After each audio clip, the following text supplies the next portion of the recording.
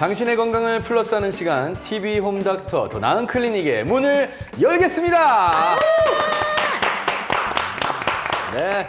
자, 오늘 또 함께 해주실 분들 소개해드릴게요. 네. 지난주에 이어 또 찾아주셨습니다. 개그맨 박희순 씨 반갑습니다. 네, 안녕하세요.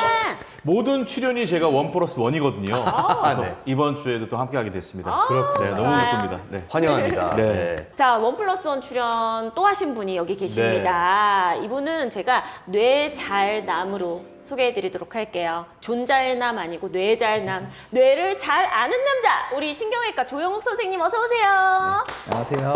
신경외과 전문의 조용욱입니다. 네. 자, 바야흐로 이제 환절기인데요. 이 완연한 가을을 향해 달려가고 있는 요즘입니다. 여러분께서는 뭐 좀 계절이 달라졌구나를 이제 언제 느끼세요? 저는 진짜 결혼 전부터 지금까지 가을이 되면 뭔가 마음이 스산하고 뭔가 외롭고 막 뛰쳐나가고 싶고 네네. 뭔가 남자 만나서 술 한잔 하고 싶고 네. 그거는 좀 가면 안 되지 않나요? 아니, 지금은 이제 참고 살죠. 네네. 근데 이상하게 가을만 되면 제가 그런 마음이 많이 들더라고요. 그렇군요. 예. 네. 저 같은 경우는 가을이 되면은 청고마비의 계절이잖아요. 네. 네, 뭔가 좀 마비가 되는 것 같습니다. 오, 네. 안 되는데. 네, 어디가 좀 혀가 마비되는 것 같아서 음식이 그냥 들어가요. 그래서 네, 네. 살이 찌는 계절인 것 같기도 하고. 네. 지난주보다 좀 살짝 네. 많이 쪘습니다. 네, 야식을 스트레이트로. 네. 맞아요. 어떻게 보면 여름에는 조금 식욕이 떨어지다가도 네. 이제 가을이 되면서 사실 청고마비, 네, 말이 살찌는 계절이라고 네. 하는 만큼 식욕이 갑자기 또 또 돋고 그러긴 하는데 네. 자, 뭐 말보다는 어떻게 보면 내가 살찌는 계절이 바로 가을이라는 생각이 듭니다. 자, 우리 선생님께서는 어디에서 이 계절의 변화를 좀 확실히 느끼시나요? 글쎄 저는 아무래도 진료실에서 늘 있다 보니까 이제 가을철 되면은 기온 변화가 생기거든요. 아무래도 뇌혈관 질환 환자분들이 늘어나는 거를 체감하고 있습니다. 아, 그렇군요. 그런 방법으로 또 가을을 느끼시는군요. 네, 역시 선생님은 좀 다른 아하. 차원에서 가을에 좀 매출이 좀 올라가시는 것 같은데. 그렇죠. 예. 그런가요?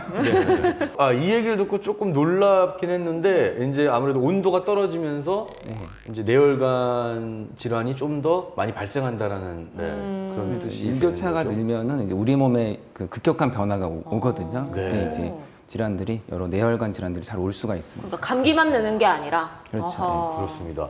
자, 또 그 중에서 특히 주의를 해야 하는 질병이 바로 뇌졸중이라고 하는데, 자, TV 홈닥터 더 나은 클리닉 오늘은 돌연사의 주범 뇌졸중에 대해서 한번 심도 있게 알아보도록 하겠습니다. 아니 근데 돌연사의 주범이라고 하니까 좀 무서운데요. 뇌졸중이 맞는 거예요? 뇌졸증이 맞는 거예요? 사실 이게 뭐 둘 다 있는 건가요? 뭐예요 이게 이름이?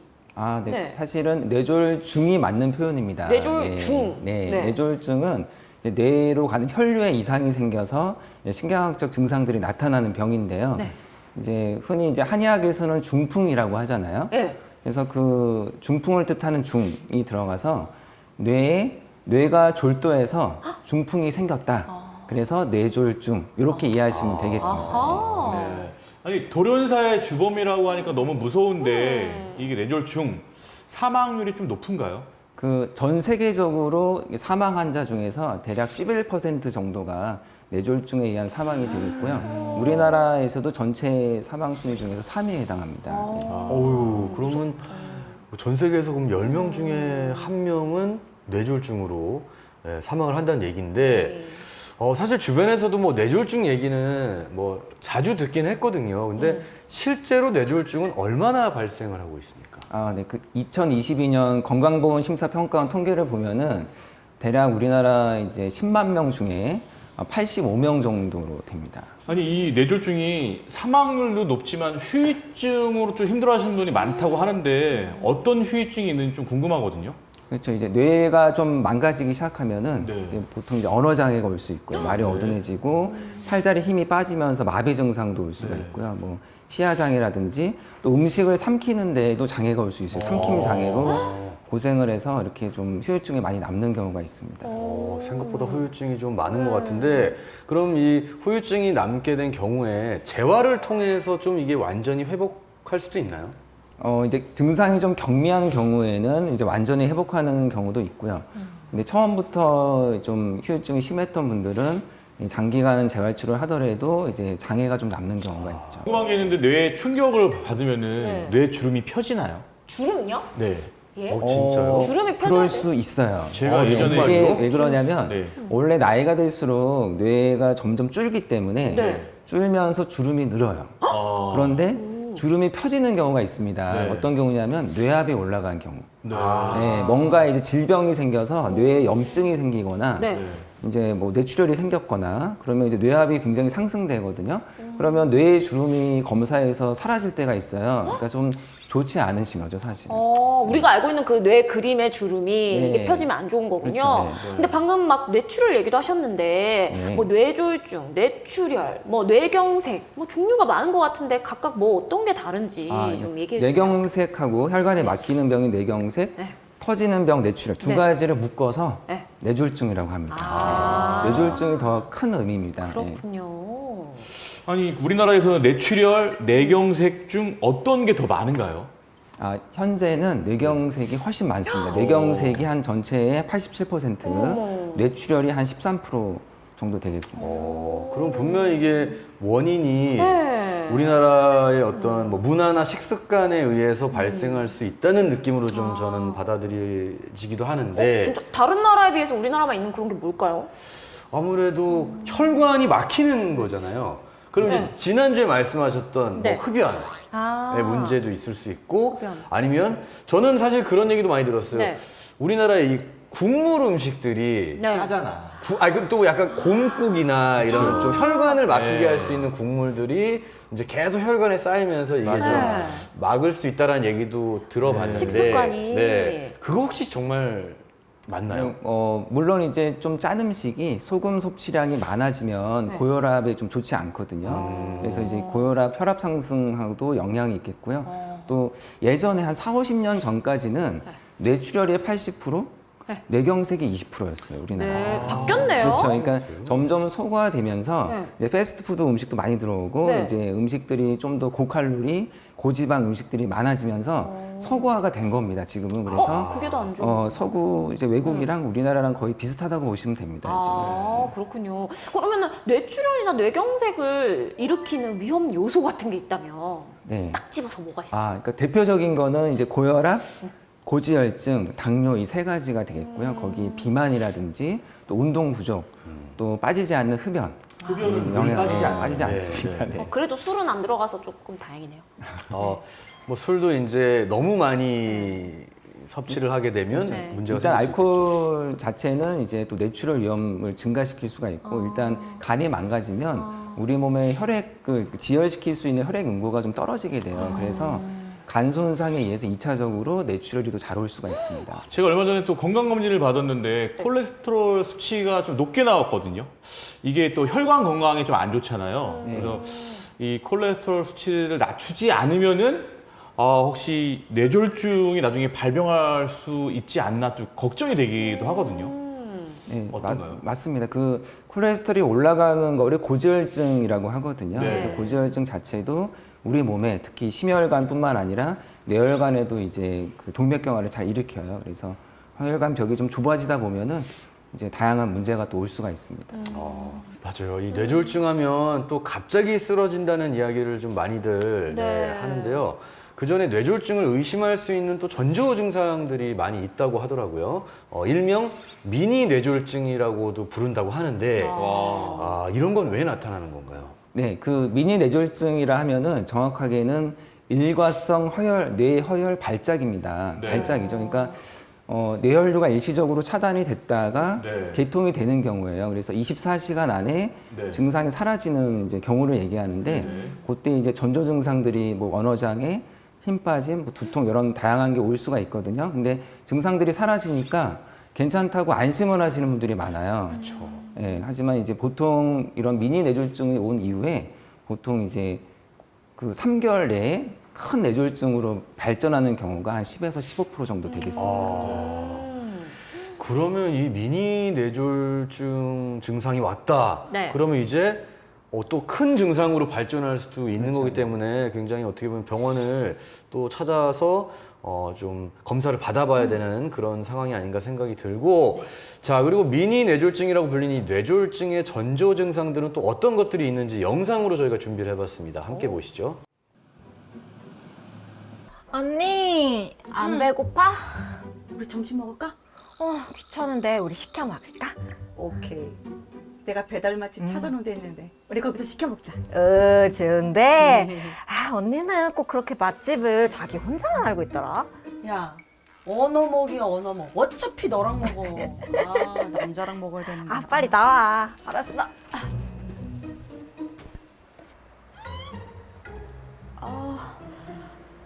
왜 그래? 나 머리가 너무 아파. 어머, 어떡해. 언니, 괜찮아? 저런 경험 혹시 있는 분 계세요? 저렇게 정말 머리가 막 너무 아플 정도로. 저는 남편이 그랬던 적 있어요. 남편이 많이 아프시네요. 네, 고지혈증, 고혈압이 다 있거든요. 진짜? 스트레스도 엄청 많고. 언니. 잠깐만. 들어서 뭐. 잠깐만. 119 부를게. 잠깐만. 네네. 거기 119죠? 그래요. 지금 이제 갑작스러운 두통, 일명 이 벼락 두통을 호소하는 주인공이었는데요.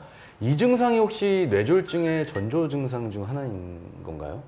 충분히 가능합니다. 그 뇌졸중 중에서 이제 뇌동맥류란 병이 있거든요. 네. 지난주에도 나왔지만은, 그래서 갑작스러운 두통이 발생한다면은, 물론 이제 두통이 금방 해소될 수도 있지만은, 네. 심한 두통이 발생했다면은 좀 의심을 해봐야 되겠습니다. 근데 아까 지금 오빠가 벼락두통? 네, 벼락 두통. 그게 전문 용어인가요? 네, 의학 교과서에도 네. 이제 뇌동맥류 통증을 표현할 때 네. 극심한 두통 이런 걸 표현할 때 벼락 맞은 듯이 벼락 두통이라고도 표현을 하고요. 그럼 두통 왔다고 다 뇌졸중은 아닐 텐데 그럼 벼락두통은 뭐 정확하게 어떤 특징이 있나요? 벼락 두통이라고 하려면 네. 본인이 일단 표현 자체가 네. 내 일생에 있어서 가장 심각한 두통이다.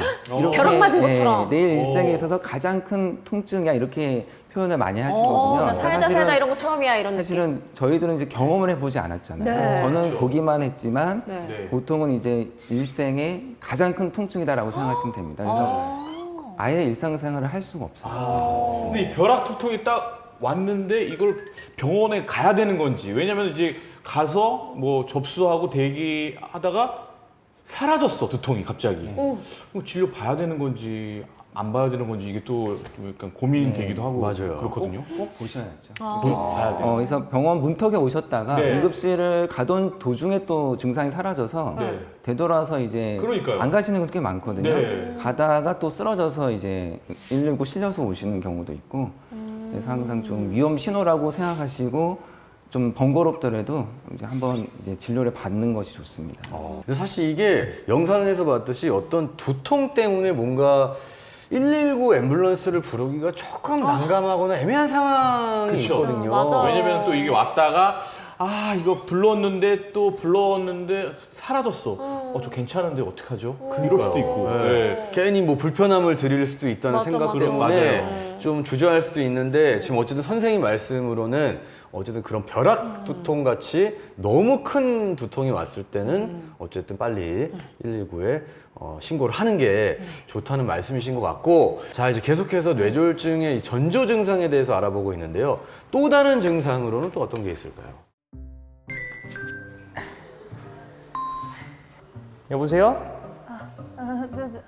아들, 네, 엄마 뭐 하세요? 그냥 아들 밥은 먹어서? 예, 밥 먹었어요. 근데 엄마 말하는 게 왜 이렇게 이상하지? 어디 편찮으세요? 응? 아니, 응. 많이 더듬. 아니, 누나가 엄마 필요한 거 있다고 해가지고. 그거 필요한 게 있는데. 엄마 괜찮으세요? 엄마 말하는 게 조금 이상한데? 몸이 이상해. 몸이 이상하다고요? 엄마 알겠어요. 집에 가만히 계세요. 내가 누나한테 전화해서 당장 가라고 할게요.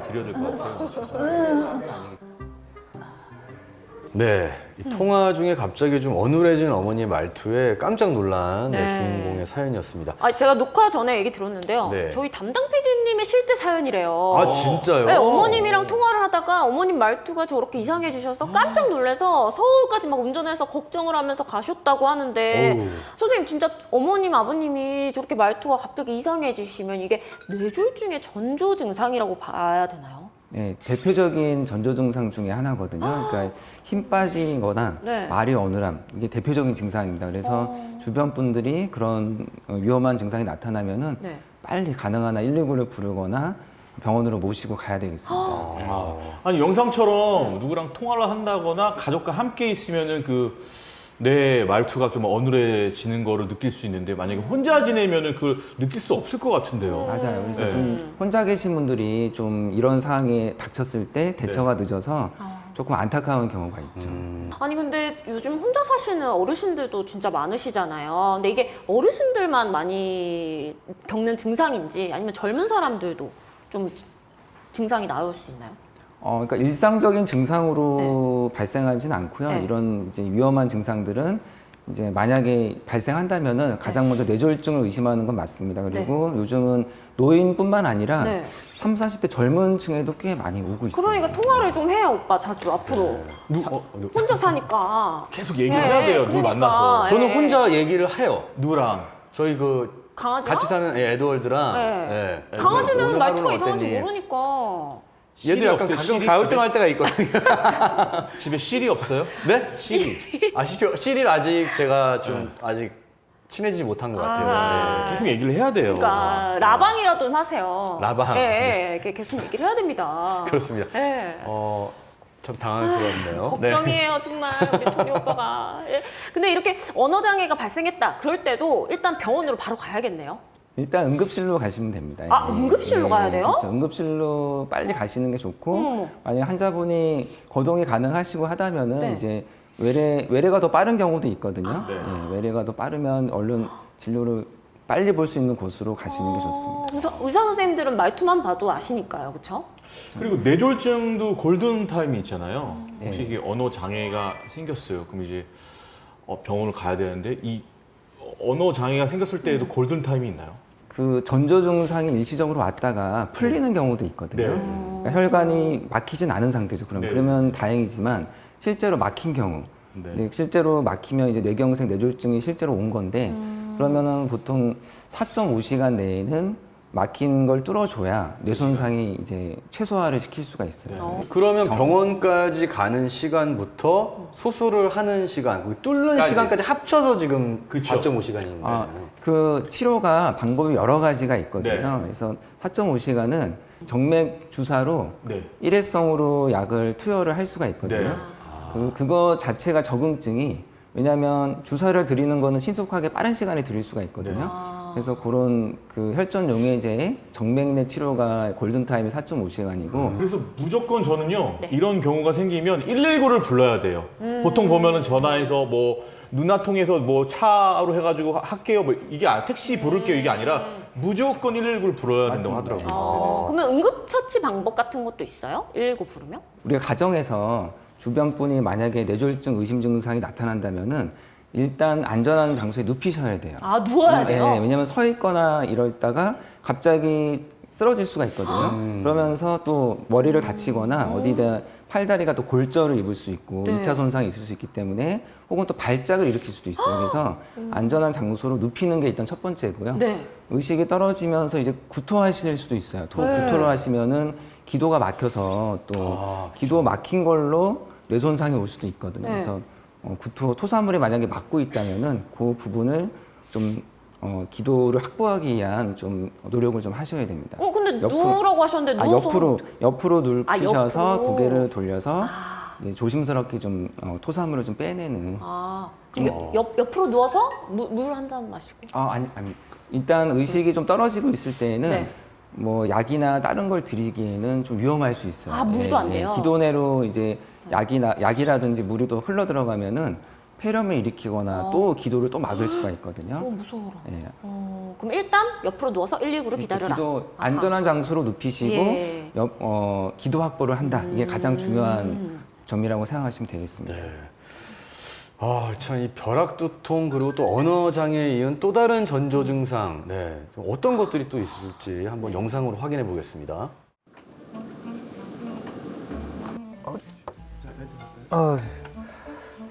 왜 이러지? 갑자기 다리가 저리네.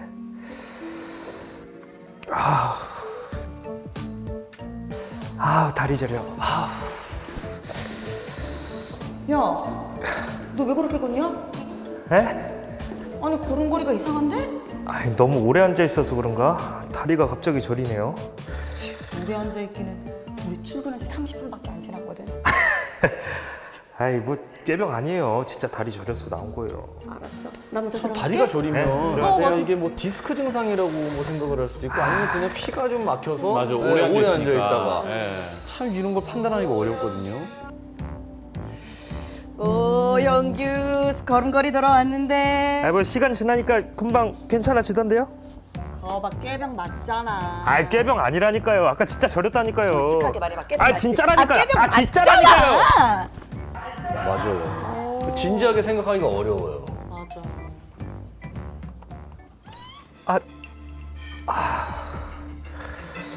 다리가 또 저리네. 뭐 조금만 지나면 괜찮아지겠지. 근무 중에 갑자기 이제 발생한 마비 증상인데, 근데 또 이제 금방 또 좋아져서 병원에 안 가셨어요. 근데 이제 이게 문제가 될 수 있겠죠. 네. 근데 이렇게 한쪽만 마비가 되는 그런 편마비 증상 같은 게 좀 흔한 일인가요? 뇌졸중 중에서는 좀 편마비가 좀 흔하게 오는 편이죠. 근데 이제 영상분은 이제 팔은 괜찮고 다리 쪽만 증상이 오셨거든요. 네. 팔다리 중에서 한 부위만 올 수도 있습니다.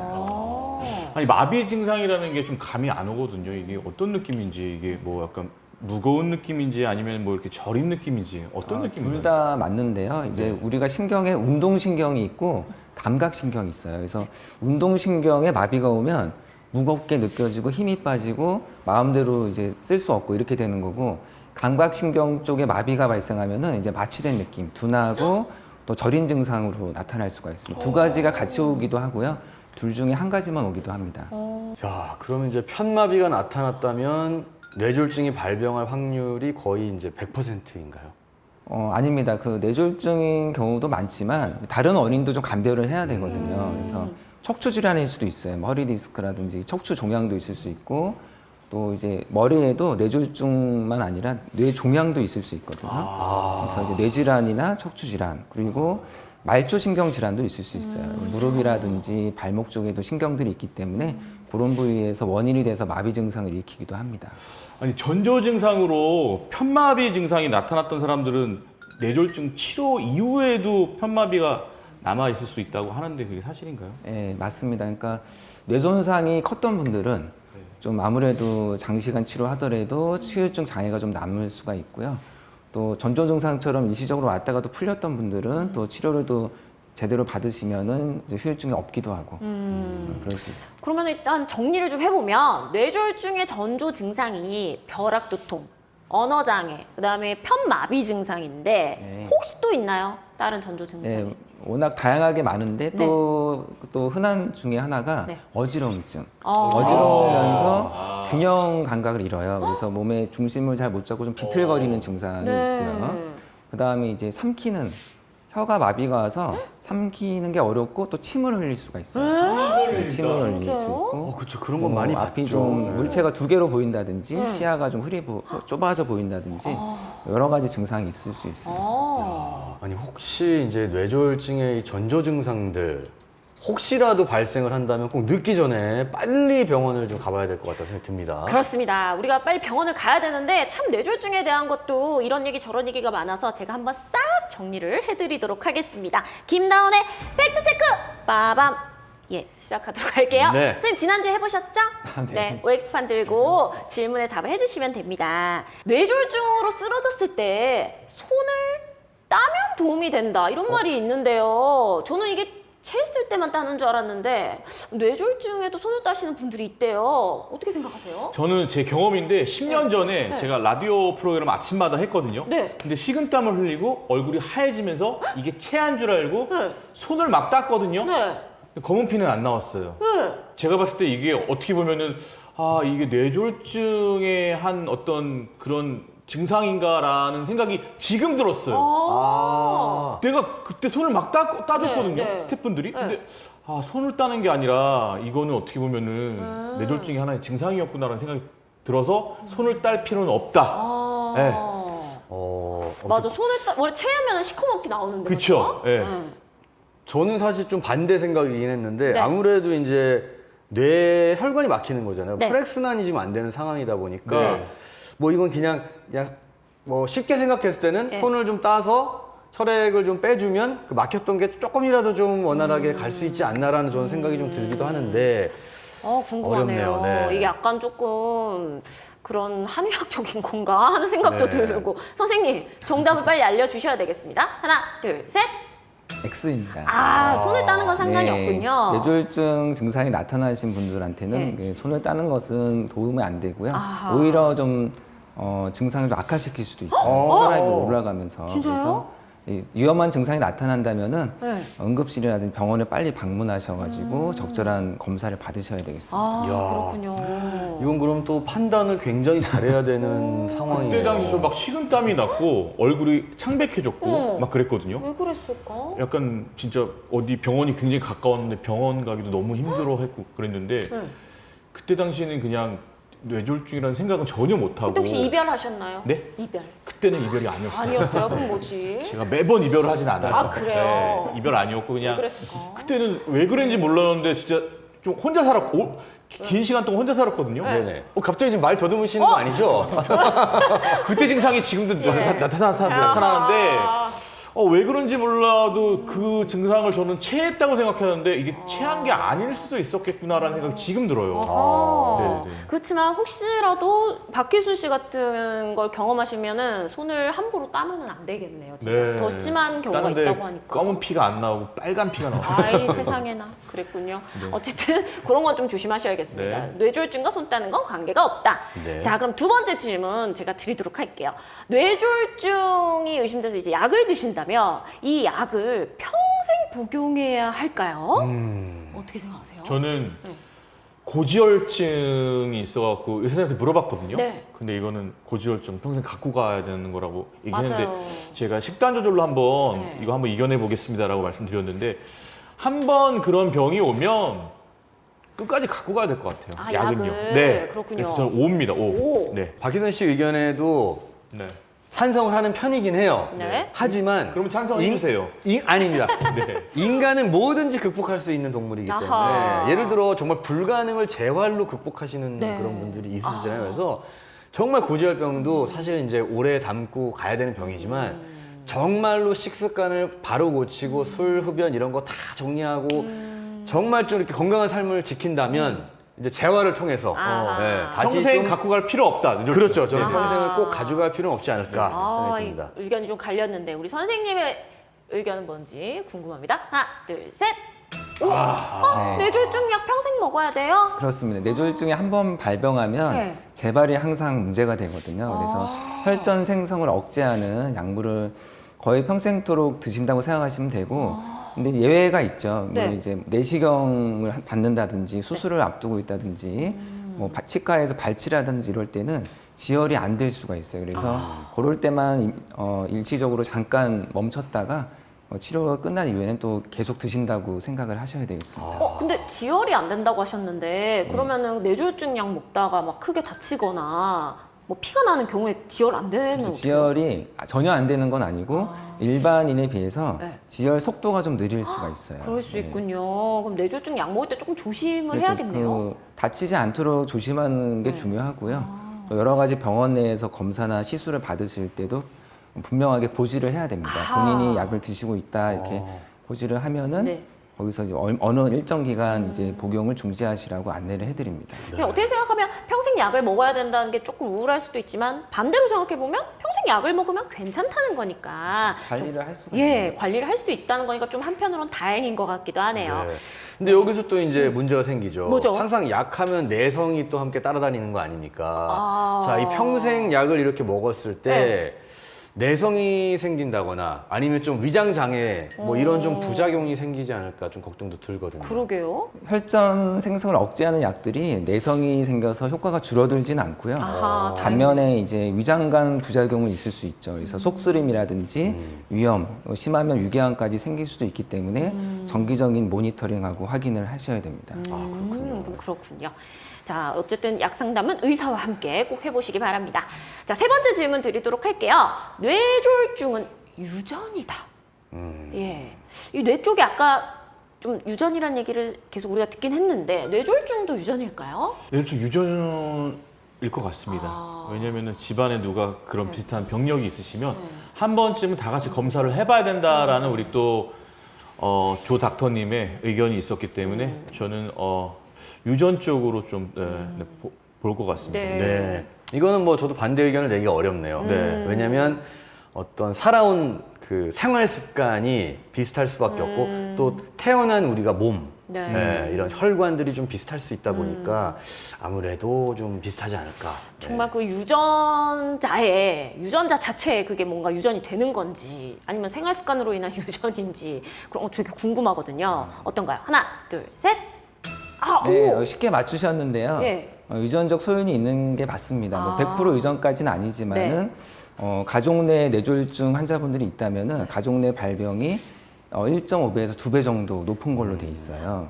그럼 이게 진짜로 유전자 자체에 그게 유전이 된 건지 아니면 생활 습관 때문인 그래서 건지. 이제 그 뇌졸중을 일으키는 원인 질환들이 많기 때문에 네. 그 원인 질환 중에서 고혈압, 뭐 당뇨, 고지혈증 같은 병들 자체가 네. 유전적 소인이 많기 때문에 네. 또 그 뇌졸중 발병률을 올리는데 기여를 하고 있습니다. 아, 그러면은 부모님이 만약에 뇌졸중이 좀 있으시면 자녀분들은 좀 각별히 더 운동도 많이 하시고 술, 담배 안 하고 건강식 먹고 좀 그래야겠어요? 네. 그렇군요. 어쨌든 여러분께 좀 도움이 됐는지 모르겠습니다. 뇌졸중에 대한 오해와 진실 풀어봤는데 어떠셨나요? 궁금증이 확 풀린 것 오늘도 같습니다. 좋았습니다. 정말 유익한 정보였습니다. 네. 감사합니다. 김다원의 팩트체크는 여기까지입니다. 감사합니다. 정말 수고 많으셨습니다. 네네. 자, 팩트체크를 통해서 뇌졸중에 알려진 오해들을 좀 바로잡았는데요. 자, 그 가운데 뇌졸중에 대해 알려진 또 다른 오해를 바로잡고 싶다는 건강 사연이 도착해 있어 준비했습니다. 화면으로 함께 만나보시죠.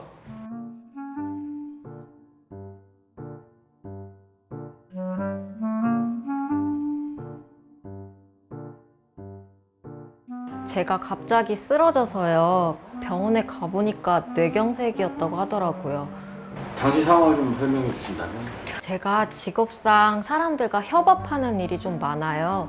그날도 야외에서 사람들과 같이 일을 하고 있었는데 갑자기 제가 쓰러진 거죠. 그 옆에 있는 동료분이 바로 응급실에 데려갔다고 하더라고요. 조금만 늦었어도 큰일 났을 거라고 하더라고요. 다행히 사람들이 있을 때 쓰러져서 그게 천운이었죠. 평소 전조 증상은 없었나요? 없었던 것 같아요. 평소에도 이것저것 신경 써야 할 일은 많았었고 그 정도 작은 스트레스 정도는 사회생활 하면서 다들 있으니까 크게 생각하고 있진 않았는데 그게 원인이지 않았을까 짐작만 해봅니다. 젊다고 너무 건강을 과신했었던 것 같아요. 관리도 소홀했고 이런 일은 누구에게나 찾아올 수 있는 거더라고요. 모두 조심하셨으면 좋겠습니다. 어떻게 보면 누구보다 건강하고 이제 왕성하게 활동을 했던 30대 여성분인데 어느 날 갑자기 두통으로 쓰러지고 뇌경색 진단을 받았습니다. 아니 평소에 이렇게 건강했던 젊은 분이 뇌경색이라니 참 저는 잘 이해가 안 가는데요. 네. 젊은 연령대에서도 이렇게 뇌졸중이 발생을 하는 건가요? 네, 충분히 할 수 있습니다. 특히나 이제 최근에는 더욱더 늘어서 젊은 연령층에서 뇌졸중 환자분들이 많이 발생하고요. 그분들 중에 일부는 선천적으로 무슨 혈관 기형이라든지 결함이 있으신 분도 물론 있지만은 특별히 결함이 전혀 없으셨던 분들인데도 갑작스럽게 몸에 어딘가가 혈전이 생성이 돼서 그게 또 갑자기 이제 뇌혈관을 막을 수가 있어요. 그러니까 네. 특별히 원인 질환이 없는 분들한테도 올 수 있다는 겁니다. 아니 저는 아까 또 녹화 전에 얘기를 들었는데 지금 이 사연 얘기가 네. 또 아는 작가님의 얘기래요. 그 작가님이 아이 둘을 혼자 키우시면서 주말 부부여가지고 네. 그러면서 일을 또 그렇게 밤새 하시고 일 중독이시고 그래서 뇌경색이 온 게 아닌가 우리 다 엄청 놀랬다고 하더라고요.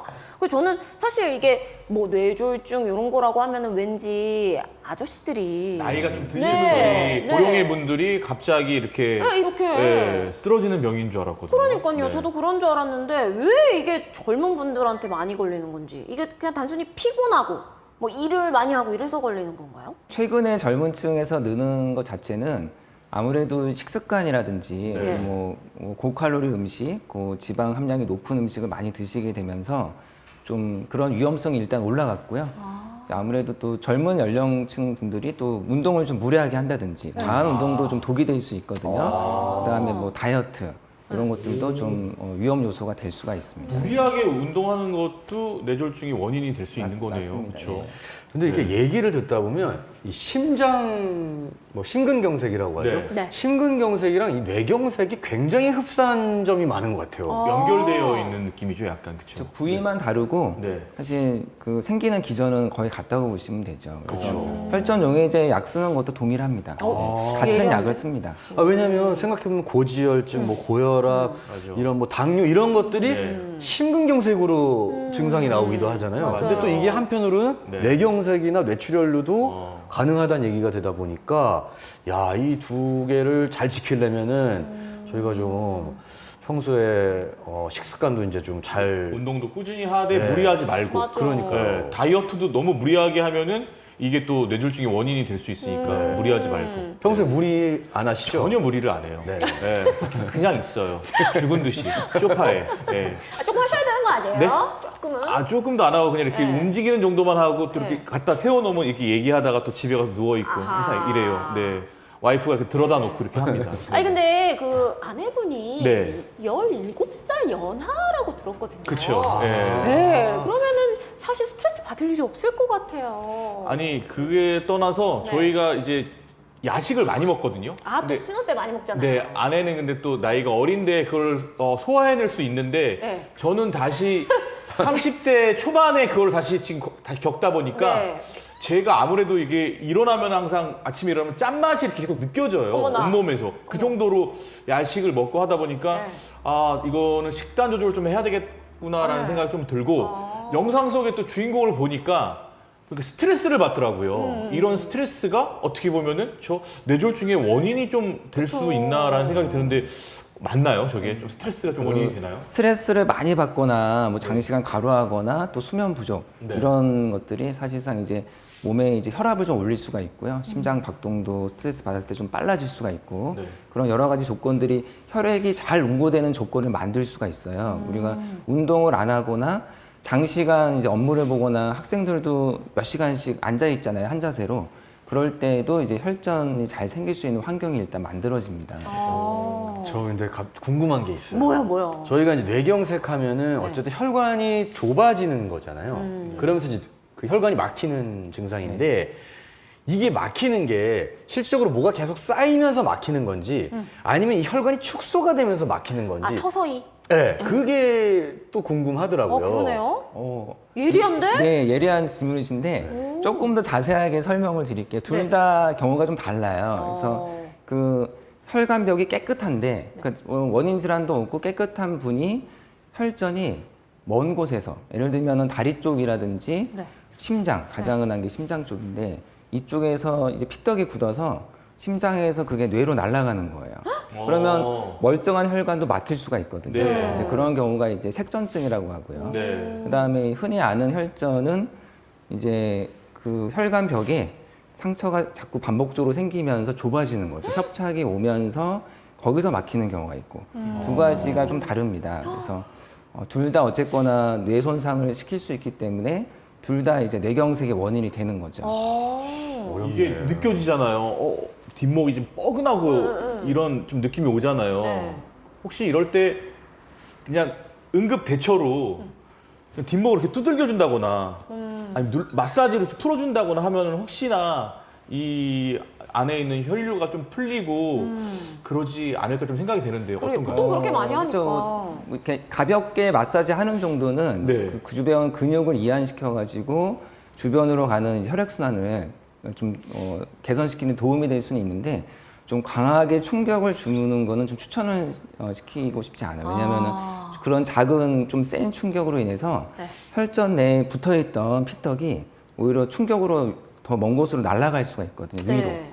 그래서 충격을 주는 것은 또 우리가 이제 운동하시는 분들 어르신들 보면은 왜 네. 나무에다가 등을 치는 분들이 맞아요. 있어요. 엄청 많잖아요. 시원하니까. 저도 가끔 칠 때가 있어요. 어르신이 아니라 저희도 칩니다.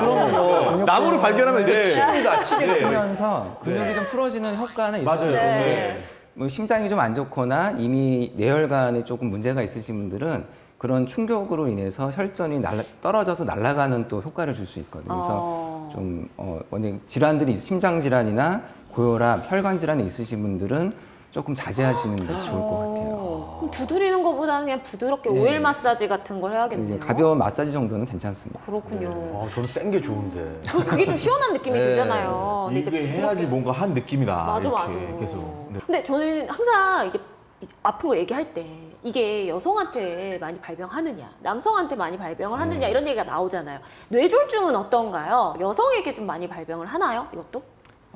남성보다는 여성에 좀 더 많은 걸로 되어 있고요. 또요? 네, 또 아무래도 그놈의 에스트로겐 때문인가요? 네, 호르몬이 또 네. 여성 호르몬이 네. 혈전 생성하고 아주 밀접한 연관이 있어요. 그래서 에스트로겐이 네. 떨어졌다 올라갔다 변화가 생기거나 네. 혹은 이제 경구 피임약을 드시는 분들이 또 많거든요. 젊은 아. 여성분들이.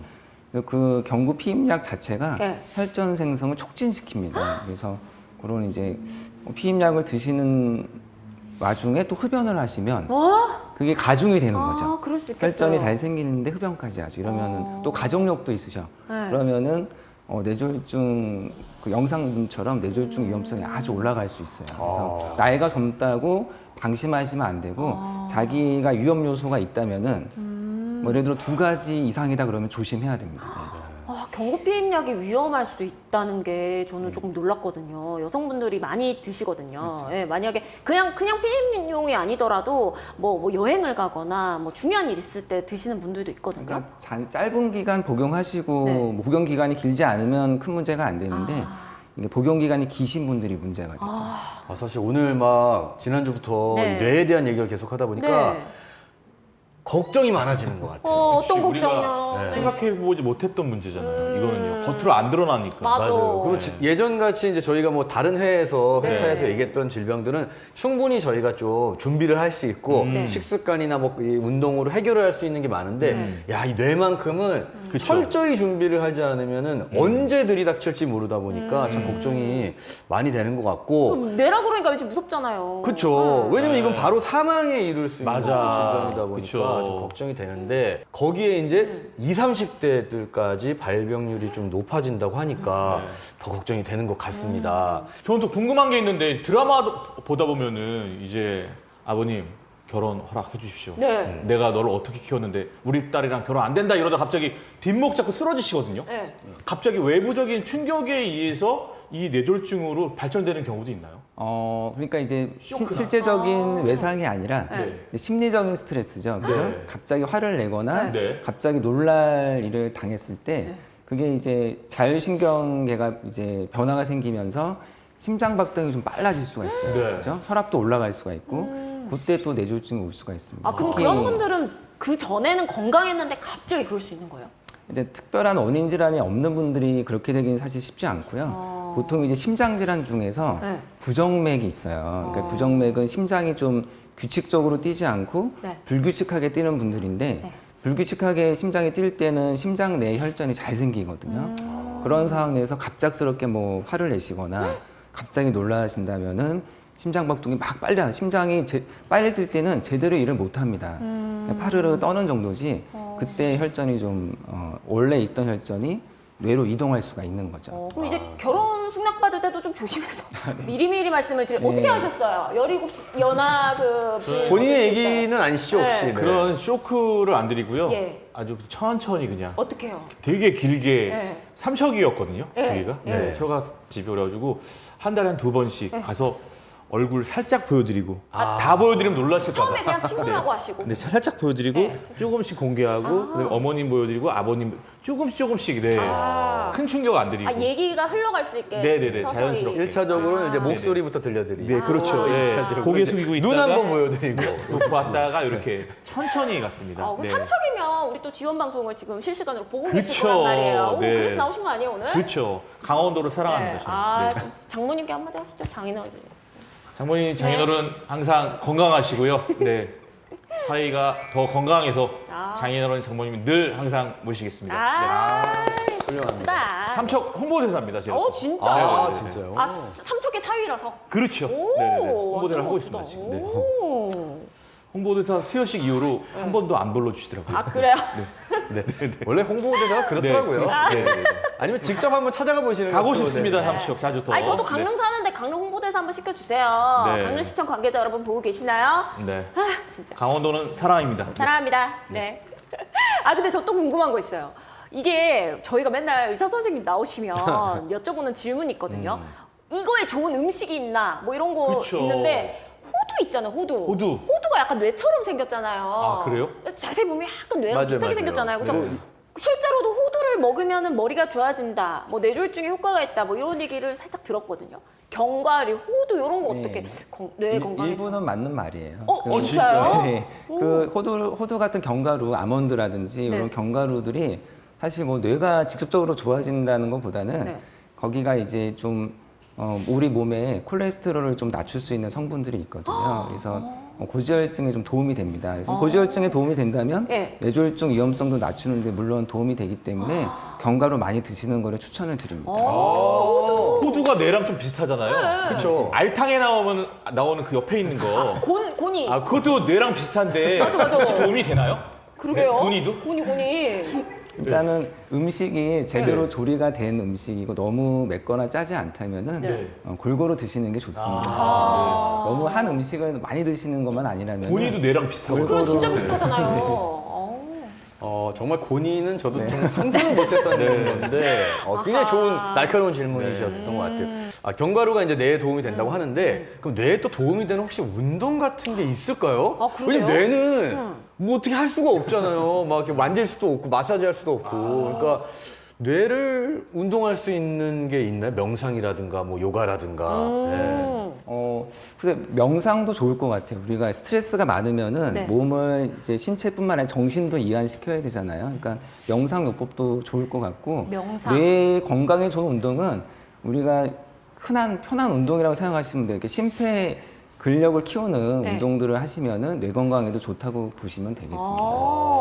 그러면은 명상이 사실 좀 머릿속을 비워내는 거잖아요. 맞잖아요. 멍 때리는 건가요? 그러면? 아니, 약간 머릿속에 있는 잡생각을 버리는 게 안 네. 해보셨군요. 그러니까 가끔 네. 그냥 우리가 멍을 때린다 그러잖아요. 그냥 이렇게 그것도 건강에 좋다고. 불 하나 그러는데. 보면서 이렇게 네. 계속 네. 예, 몇십 분씩 이렇게 있는 경우인데 그런 것도 진짜 도움이 되는지. 맞아요. 도움이 네. 됩니다. 그 요새 너튜브에 명상 된대요. 치면은 그런 영상이 나와요. 뭐 지금 심호흡을 합니다. 무슨 생각을 합니다. 이런 게 있어요. 그런 거 좀 도움이 될 네, 것 같아요. 맞습니다. 근데 만약에 그런 너튜브로 그런 명상 동영상이 아니라 좀 충격적인 영상을 봤다거나 좀 요새 자극적인 영상 너무 많잖아요. 맞아요. 그런 네, 네. 짧은 영상이 많아가지고. 맞아요. 네. 그런 거를 자꾸 보면은 내가 깜짝 놀라가지고 뇌졸중 같은 거 걸리고 막 이런 거 그래서 아니에요? 지금은 데이터가 충분히 쌓이지 않았지만 먼 미래에 예. 예를 들어서 한 20년, 30년 뒤에 그때 가도 좀 젊은 연령층의 뇌졸중이 많이 발생한다면은 네. 사람들이 연구를 해서 네.